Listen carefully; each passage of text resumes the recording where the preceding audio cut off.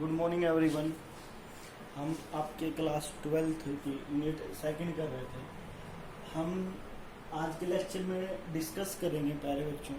क्या डिस्कस करेंगे? ईएमएफ के बारे में, इंटरनल रेजिस्टेंस के बारे में, टर्मिनल पोटेंशियल डिफरेंस के बारे में, जिसको आप टीपीडी बोलते हो। सबसे पहले ईएमएफ की फुल फॉर्म क्या होती है? What is the full form of EMF? Electro motive force. ठीक है, तो अभी पढ़ेंगे इलेक्ट्रोमोटिव फोर्स से क्या होता है किसी सेल का। The maximum potential between two electrodes of a cell, no current is draw from the cell, it is denoted by E. ठीक है ना, किससे डिनोट करोगे? इसे कि EMF of a cell, electromotive force of a cell क्या होता है कि मैक्सिमम पोटेंशियल डिफरेंस होता है। ये रहा, ये आपका एक इलेक्ट्रोलाइट सॉल्यूशन है। आपने केमिस्ट्री में भी पढ़ा होगा इलेक्ट्रोलाइट सॉल्यूशन क्या होता है। ये दो इलेक्ट्रोड्स हैं, एक पॉजिटिव इलेक्ट्रोड है, एक नेगेटिव इलेक्ट्रोड है। इन दोनों इलेक्ट्रोड्स के बीच में क्या होता है? मैक्सिमम पोटेंशियल डिफरेंस होता है और इसमें से कोई करंट ड्रा नहीं होता है, कोई करंट फ्लो नहीं होता है। तो आप उसको डिनोट करेंगे सिंबल ऑफ ई से। तो what do you mean by EMF electromotive of a cell? The maximum potential difference between the two electrodes, no current draw from the circuit from the cell, it is denoted by E। इसको क्या कहोगे आप? EMF of a cell. Next क्या है? Internal resistance of a cell. Internal resistance of a cell क्या होती है? It is the resistance offered by the electrolyte and electrodes of a cell. क्या होता है कि जो रेजिस्टेंस ऑफर्ड करता है कौन? इलेक्ट्रोलाइट। इलेक्ट्रोलाइट आपको पता है एंड इलेक्ट्रोड्स भी पता है। इलेक्ट्रोलाइट सॉल्यूशन जो रेजिस्टेंस ऑफर्ड करेगा, ठीक है ना, जो इलेक्ट्रोलाइट सॉल्यूशन जो रेजिस्टेंस ऑफर्ड करेगा and electrodes of a cell, जो इलेक्ट्रोड की जो सेल है वो resistance of a cell offered करेंगे। When the current flow through it is denoted by R. ठीक है ना, और उनमें से कितना करंट फ्लो होगा वो भी डिपेंड करता है। फिर बता देता हूँ मैं, it is the resistance offer कौन करेगा? इलेक्ट्रोलाइट सॉल्यूशन और इलेक्ट्रोड, ये रेजिस्टेंस ऑफर करेंगे किसी सेल में और करंट फ्लो होगा। इसमें क्या होगा? इंटरनल रेजिस्टेंस में करंट फ्लो होगा। और इसको डिनोट कैसे करोगे आप? स्मॉल आर से। ये भी लिख सकते हो या फिर ये भी लिख सकते हैं। अब इंटरनल रेजिस्टेंस के जो फैक्टर्स हैं वो कैसे डिनोट, किस किस पे डिपेंड करेंगे? तो एक तो इलेक्ट्रोलाइट पर, एक इलेक्ट्रोड्स पे, टेम्परेचर पे, इन चीज़ों पर ये कंडीशंस डिपेंड करेगी। ठीक है, तो इसकी कंडीशन है internal resistance of a cell depends upon the following factors. किस किस के ऊपर? नेचर ऑफ इलेक्ट्रोलाइट, कि उसकी नेचर कैसी है इलेक्ट्रोलाइट की, उसके ऊपर। इट इज़ डायरेक्टली प्रोपोर्शनल, ठीक है ना, उसकी नेचर कैसी होगी इलेक्ट्रोलाइट की, वो किस नेचर का होगा। पहली कंडीशन तो ये है। दूसरी कंडीशन क्या है? It is directly proportional to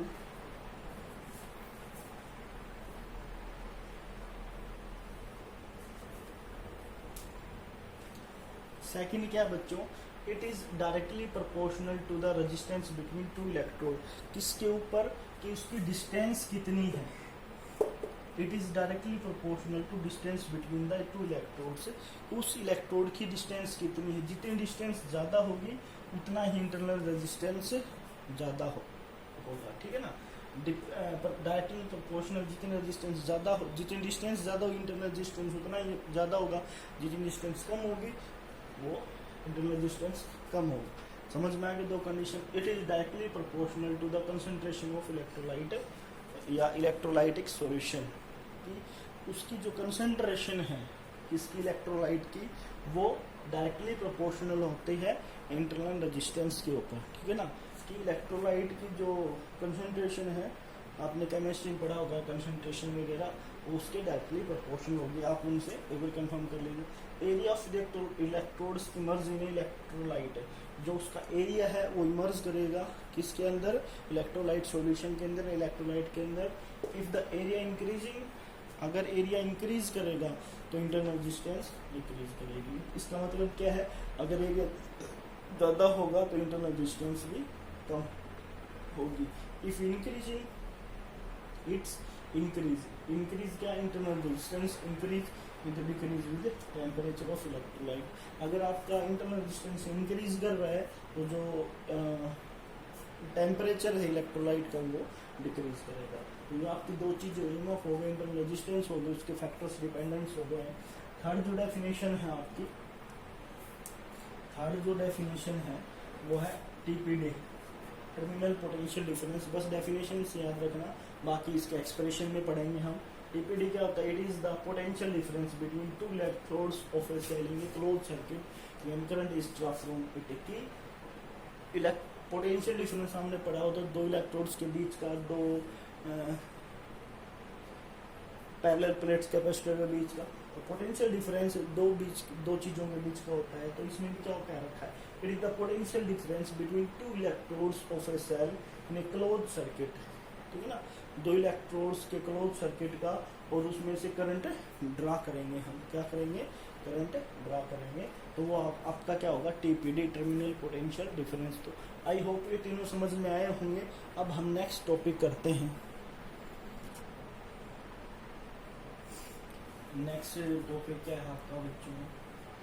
इसी में ही है रिलेशन बिटवीन किस किस के इंटरनल रेजिस्टेंस को बोलते हैं small r, EMF of electromotive force को ई, या फिर इसको ई सेल भी बोल देते हैं, V potential difference.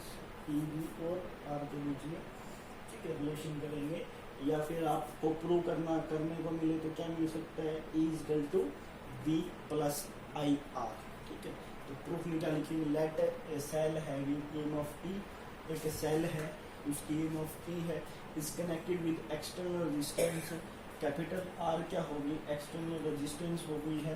Current I है, start flowing in the circuit. Current कैसे फ्लो हो रहा है? पॉजिटिव से नेगेटिव की तरफ in the circuit. Let R be the internal resistance of a cell come into play. ठीक है, ये कंडीशंस हो गई, ये चीजें हो गई हैं। ठीक है, अभी ये आपके पास सर्किट है तो करंट फ्लो ऐसे हो रहा है। तो मैक्सिमम करंट फ्लो क्या होगा सर्किट में से?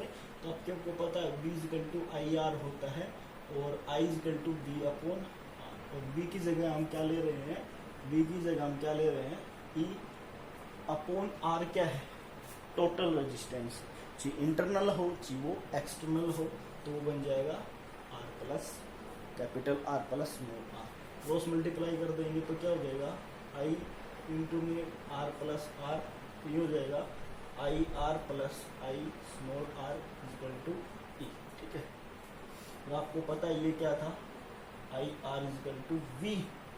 तो ई क्या हो जाएगा? V plus I R. I think यही आपको प्रूव करना था। क्या करना था? यही आपकी कंडीशंस थी। अब दो तीन नोट की कंडीशन भी लिखता हूँ मैं, कि जो ईएमएफ होता है वो टीपीडी से ज़्यादा होता है। जो इलेक्ट्रोमोटिव फोर्स होता है, मैंने बताया था मैक्सिमम होता है टीपीडी से। पहली कंडीशन ये है। ठीक है, जो इलेक्ट्रोमोटिव फोर्स होता है वो टीपीडी से ज़्यादा होता है। ठीक है, सेकंड क्या है? वाइल चार्जिंग सेल और बैटरी। अगर सेल और बैटरी को चार्ज करना हो तो क्या होगा? सेल और बैटरी को चार्ज करना हो तो क्या होगा? तो उसमें क्या होगा? TPD is greater than EMF. जो टीपीडी है वो ग्रेटर देन हो जाएगी। फिर कहने का मतलब क्या है? जो आपका करंट फ्लो आता है ये यहाँ इस रेजिस्टेंस की जगह हम क्या लगा देंगे? स्विच लगा देंगे। ठीक है, स्विच लगा दे तो करंट कैसे फ्लो होगा? इधर से ये करंट की डायरेक्शन चेंज हो जाएगी, करंट की डायरेक्शन हो जाएगी ये। ठीक है ना, क्या हो जाएगी? करंट की डायरेक्शन ये हो जाएगी। तो करंट की डायरेक्शन अपोजिट होगी, तो ये सेल और बैटरी क्या होना शुरू हो जाएगा? चार्जिंग होना शुरू हो जाएगी। तो करंट की डायरेक्शन क्या हो गई? नेगेटिव। करंट की डायरेक्शन इसमें क्या हो जाएगी? E equal to V plus current की डायरेक्शन क्या होगी? नेगेटिव। तो E क्या हो जाएगा? V minus I R. जब क्या करेंगे? वाइल चार्जिंग सेल और battery TPD is greater than EMF. ठीक है ना, टीपीडी इज ग्रेटर देन हो जाएगा ईएमएफ से, क्योंकि इसकी डायरेक्शन करंट की डायरेक्शन क्या अपोजिट होगी? ये आई क्या है? अपोजिट हो गया है। तो V में से कुछ माइनस हो रहा है, तो V में से कुछ माइनस हो रहा है, तो V क्या है? इज लार्ज है, V लार्जर है, तो V की वैल्यू सबसे ज्यादा होगी, तो आपको क्या कंडीशंस मिलेंगी, E is equal to V I R, V minus I R. अभी क्या है, अगर आपकी जो सेल और वह सेल और बैटरी की इज ओपन, की इज ओपन, सेल और बैटरी के साथ जो की लगी हुई है, ये लगी हुई है, वो ओपन है, तो जो आपके पास V हो जाएगा वो E की, क्योंकि करंट फ्लो नहीं होगा, तो करंट फ्लो नहीं होगा तो V EMF के इक्वल हो जाएगा। V किसके इक्वल हो जाएगा, EMF के इक्वल हो जाएगा। ठीक है,